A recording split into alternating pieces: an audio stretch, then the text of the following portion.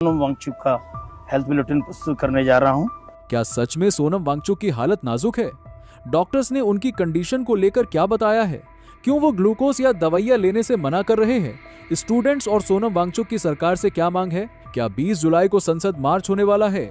अगर आप भी जानना चाहते हैं इन सवालों के जवाब तो वीडियो के लास्ट तक बने रहे। दोस्तों, सोनम वांगचुक सिर्फ एक नाम नहीं बल्कि भारत की वो बुलंद आवाज है जिन्होंने पहाड़ों को पिघलने से बचाने के बाद अब देश के स्टूडेंट्स के फ्यूचर को बचाने का जिम्मा उठाया है। रेमन मैग्सेसे पुरस्कार विजेता और 3 इडियट्स के असली फुनसुक वांगडू इस वक्त दिल्ली के जंतर मंतर पर अपनी जिंदगी दांव पर लगाकर बैठे हैं, जिसके पीछे की वजह है नीट पेपर का लीक होना। ये सिर्फ एक पेपर नहीं बल्कि देश के उन लाखों होनहार बच्चों के सपनों की कहानी है जो दिन रात एक करके डॉक्टर बनने का सपना देख रहे थे, लेकिन सिस्टम के भ्रष्टाचार ने उन्हें गहरे डिप्रेशन में धकेल दिया। जिसकी शुरुआत हुई 3 मई 2026 से देश के कोने कोने से करीब 22 लाख से ज्यादा मेडिकल एस्पिरेंट्स सालों की कड़ी मेहनत और आंखों में डॉक्टर बनने का सपना लिए एग्जाम सेंटर पहुंचे। दोपहर 2 बजे परीक्षा शुरू हुई। बच्चों ने OMR शीट भरी और शाम को बाहर आए। किसी का पेपर अच्छा गया था तो कोई थोड़ा उदास था, लेकिन सबको लगा कि चलो एग्जाम तो शांति से हो गया। पर एग्जाम बीतने के कुछ ही दिनों बाद सोशल मीडिया और टेलीग्राम जैसे प्लेटफॉर्म्स पर सुगबुगाहट तेज हो गई। खबर आई कि परीक्षा से पहले ही एक गेस पेपर धड़ल्ले से सर्कुलेट हो रहा था। जब पुलिस और जांच एजेंसियों ने जांच शुरू की तो होश उड़ाने वाला सच सामने आया। दरअसल उस गेस पेपर और असली नीट के क्वेश्चन पेपर में 120 से ज्यादा सवाल हूबहू मैच कर रहे थे, यानी परीक्षा से पहले ही पेपर लीक हो चुका था। जांच जैसे जैसे आगे बढ़ी, पुलिस ने नेशनल टेस्टिंग एजेंसी के कुछ अंदरूनी लोगों और पेपर लीक कराने वाले गिरोह के सदस्यों को गिरफ्तार कर लिया। पेपर की प्राइवेसी पूरी तरह भंग हो चुकी थी। इसके बाद 12 मई 2026 को सरकार और नेशनल टेस्टिंग एजेंसी ने एक बहुत बड़ा और ऐतिहासिक फैसला लिया। उन्होंने 3 मई को हुई नीट परीक्षा को पूरी तरह रद्द कर दिया गया, जिसके चलते पूरे देश के सभी 22 लाख स्टूडेंट्स की मेहनत पर पानी फिर गया, क्योंकि अब सबको दोबारा परीक्षा देनी थी।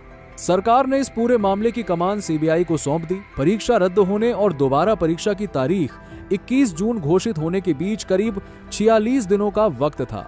ये वक्त स्टूडेंट्स के लिए किसी ड्रामा से कम नहीं था।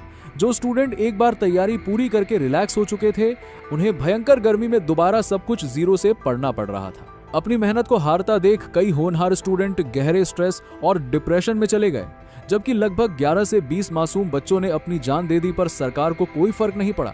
ये देख देश के युवाओं और सोशल मीडिया एक्टिविस्ट का गुस्सा फूट पड़ा। उन्होंने किसी भी पुरानी राजनीतिक पार्टी का सहारा नहीं लिया, बल्कि खुद की एक अनोखी पार्टी बनाई जिसका नाम रखा गया कॉकरोच जनता पार्टी यानी CJP, और इसके फाउंडर बने अभिजीत दिपके। CJP नाम को रखने के पीछे उनका कहना था कि इस भ्रष्ट सिस्टम में आम स्टूडेंट्स की हैसियत सरकार की नजर में एक कॉकरोच जैसी बनकर रह गई है, जिसे जब चाहे कुचला जा सकता है। इसी तीखे अंदाज के साथ अभिजीत ने अपनी पार्टी का नाम कॉकरोच जनता पार्टी रख दिया और सिस्टम के इस धोखे के खिलाफ 20 जून से दिल्ली के जंतर मंतर पर अपना डेरा जमा लिया। बता दे, जंतर मंतर पर चल रहा ये विरोध प्रदर्शन इतिहास के सबसे अनोखे और दिल को छू लेने वाले आंदोलनों में से एक है। ऐसा इसलिए क्योंकि दिल्ली की जून और जुलाई की भीषण गर्मी किसी भी इंसान को बीमार कर सकती है, पर इसके बावजूद भी स्टूडेंट्स अपने भविष्य और हक के लिए सड़कों पर बिना थके दिन रात डटे हुए हैं। उनकी डिमांड है कि देश के केंद्रीय शिक्षा मंत्री धर्मेंद्र प्रधान नीट एग्जाम की इस ऐतिहासिक नाकामी और पेपर लीक घोटाले की पूरी मोरल रिस्पॉन्सिबिलिटी लें और अपनी पोस्ट से तुरंत इस्तीफा दे दें, क्योंकि नीट कोई छोटी मोटी परीक्षा नहीं है। इसमें देश के करीब 23 लाख स्टूडेंट्स अपने सालों की मेहनत दांव पर लगाकर डॉक्टर बनने का सपना देखते हैं। इतने बड़े लेवल पर धांधली होने से इन सभी बच्चों का भरोसा टूट गया है। इसलिए धर्मेंद्र प्रधान को अपनी गलती मानकर फौरन इस्तीफा दे देना चाहिए और उनकी इस मुहिम में सोनम वांगचुक भी उनके साथ है, जो हमेशा से देश के एजुकेशन सिस्टम में सुधार के सबसे बड़े पैरोकार रहे हैं। जब उन्होंने देखा कि पेपर लीक के डिप्रेशन में आकर कई मासूम बच्चों ने अपनी जान दे दी, तो उनका दिल दहल गया। वो युद्ध की आवाज बुलंद करने सीधे दिल्ली के जंतर मंतर पहुंच गए और स्टूडेंट्स की हिम्मत बढ़ाने के लिए 28 जून से हंगर स्ट्राइक पर बैठे हुए हैं। आज उनके अनशन का 19वां दिन है और उन्होंने अन्न का एक दाना तक नहीं चखा है, वो सिर्फ पानी के सहारे टिके हैं। पर 19 दिनों के इस कड़े अनशन की वजह से उनकी सेहत लगातार बिगड़ती जा रही है। अन्न का एक भी दाना न खाने की वजह से सोनम वांगचुक का शरीर बेहद कमजोर हो चुका है अब उनके अंदर इतनी भी हिम्मत नहीं बची है कि वो अपने पैरों पर बिना किसी सहारे के खड़े हो सके। वो पूरे टाइम सिर्फ लेटे रहते हैं और बहुत ही धीमी आवाज में बात कर पा रहे हैं। बता दे, भूख हड़ताल की वजह से उनके शरीर का वजन बहुत तेजी से गिर रहा है। अब तक उनका 9 किलो से भी ज्यादा वजन कम हो चुका है, क्योंकि जब कोई इंसान हंगर स्ट्राइक पर बैठता है तो उसका शरीर अंदर ही अंदर जिंदा रहने के लिए एक बेहद दर्दनाक जंग लड़ना शुरू कर देता है। इसे आप ऐसे समझ सकते हैं कि हमारा शरीर एक ऐसी फैक्ट्री की तरह है जिसे चलाने के लिए रोज फ्यूल यानी खाने की जरूरत होती है। लेकिन जब सोनम वांगचुक जैसे जांबाज ने इस फैक्ट्री को बाहर से खाना देना पूरी तरह बंद कर दिया, तो शरीर ने हार मानने के बजाय खुद को बचाने का एक इमरजेंसी रास्ता ढूंढ निकाला। सबसे पहले शरीर ने खून में मौजूद बची कुची शुगर को समेटा और उसे खत्म कर दिया। उसे खत्म करने के बाद शरीर ने अपनी ही जमा की हुई चर्बी को पिघलाकर एनर्जी बनाना शुरू किया, और जब चर्बी की तिजोरी भी खाली होने लगी तो भूख से तड़पते हुए शरीर ने खुद को जिंदा रखने के लिए अपनी ही सबसे कीमती चीज यानी अपनी मांसपेशियों को खाना शुरू कर दिया। बता दें, जब मांसपेशियां गलती हैं तो शरीर अंदर से सुकड़ने लगता है और हड्डियों का ढांचा बाहर दिखने लगता है। इसी वजह से आज सोनम वांगचुक को अपनी मांसपेशियों में असहनीय और जानलेवा दर्द का सामना करना पड़ रहा है, क्योंकि उनका शरीर जिंदा रहने के लिए अपनी ही मांसपेशियों को खा रहा है, जिस वजह से वो अपने पैरों पर खड़े होने की ताकत भी खो चुके हैं। हालांकि हाईकोर्ट के ऑर्डर पर डॉक्टरों की एक खास टीम रोजाना जंतर मंतर आकर उनकी सेहत की जांच करती है। डॉक्टर रोज उनका blood pressure, blood sugar level और दिल की धड़कनें नापते हैं। मेडिकल रिपोर्ट्स के मुताबिक उनका शुगर लेवल और बीपी खतरनाक रूप से नीचे गिर चुका है, जो उनके ऑर्गन्स के लिए बहुत बड़ा खतरा है। पर अपनी इतनी नाजुक हालत के बाद भी सोनम वांगचुक का इरादा बहुत मजबूत है। वो डॉक्टरों से कोई भी दवाई या ग्लूकोज लेने से साफ मना कर रहे हैं। उनका सीधा कहना है कि जब तक देश के 22 लाख स्टूडेंट्स को इंसाफ नहीं मिल जाता और शिक्षा मंत्री अपनी नाकामी की जिम्मेदारी नहीं लेते, तब तक वो अपनी भूख हड़ताल खत्म नहीं करेंगे। वो बच्चों के फ्यूचर के लिए अपनी जान की बाजी लगाने से पीछे हटने को तैयार नहीं है। एक तरफ जहां सोनम वांगचुक अपनी जिंदगी की जंग लड़ रहे हैं, तो वहीं सरकार आराम से सो रही है। अभी तक किसी भी तरह की कोई बातचीत नहीं की गई है। सोई हुई सरकार को जगाने के लिए अब प्रोटेस्टर्स ने 20 जुलाई को संसद के बाहर मार्च करने का फैसला किया है।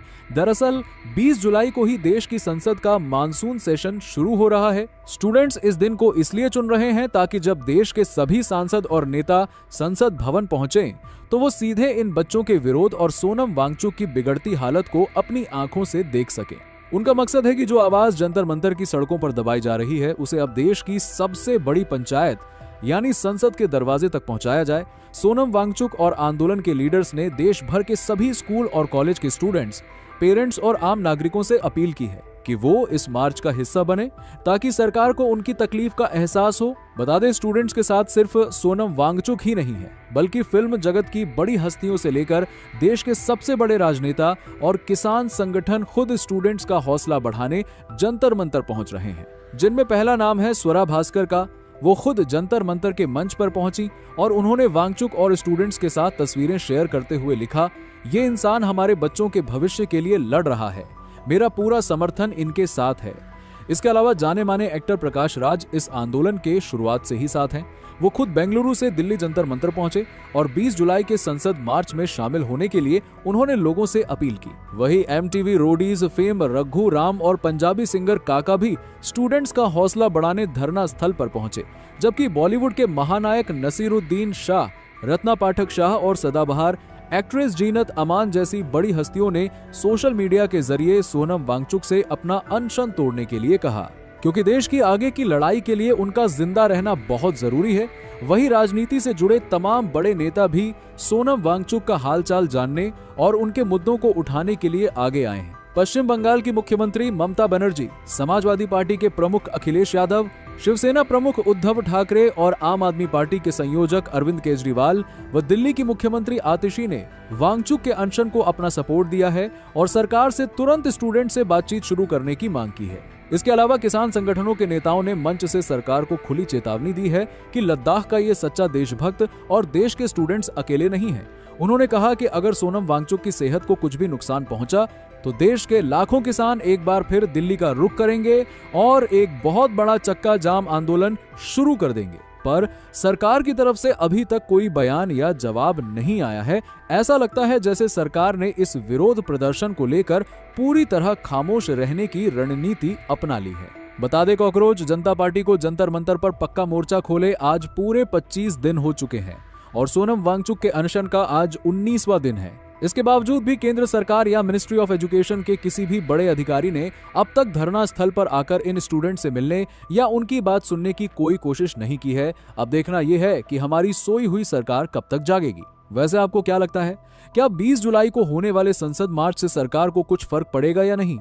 अपनी राय कमेंट में बताएं, वीडियो को लाइक शेयर करके हमारे चैनल को सब्सक्राइब कर ले। मिलते हैं अगली वीडियो में, तब तक के लिए बाय बाय।